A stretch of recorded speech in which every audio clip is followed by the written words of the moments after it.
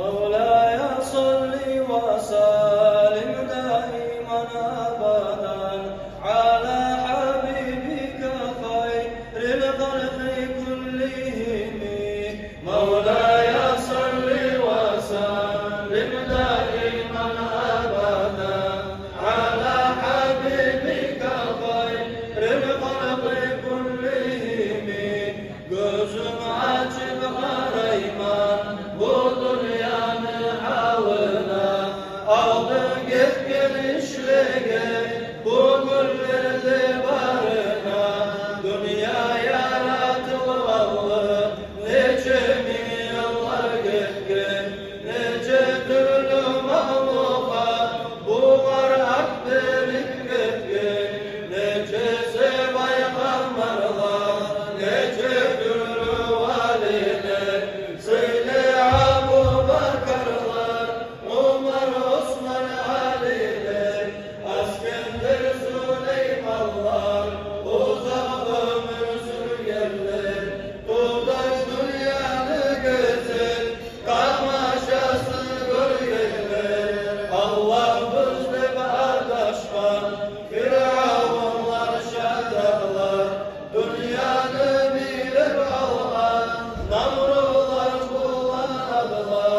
payda suçu zulmettik, patlıcanı baylallar, dünyaya kaçak olup bitmez mallar diyanlar.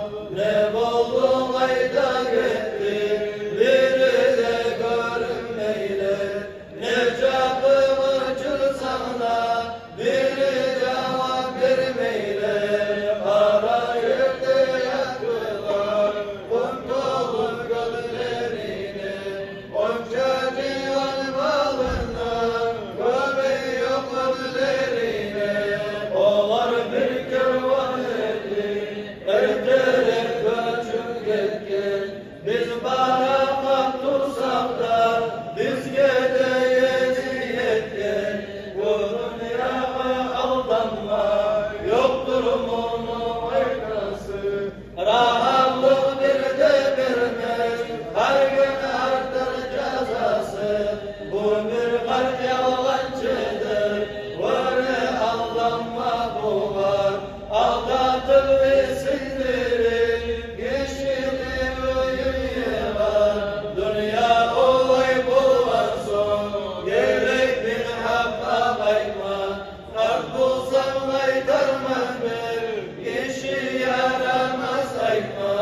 Bak boğanca dünyada, seni koyar mı durma. Resulullah hadisinden, olaydı birtin vurma. Ah bu Kur'an'ın tamam, endi tüdelme vara. Özün gölüm durasın, neceler getir bara. Ertelipten hazır, ahiratta azımın. Dönüşlükte özgen canlar, çıksın seni yazımın. Bir ölüm var koynuna, onu bilmeye gerek. Hali kaydan bulsunlar, öğrete bir meali. Olsa bakıp yoktur, gelgeni bilmeyi kalır. Malıma uyarlığına, bozardır canın alır. Etkin amalın bulur, arama burada yoldaşım. Biri de payda vermez, malın mülkün kardeşim. Yakşa mal etkin Musa,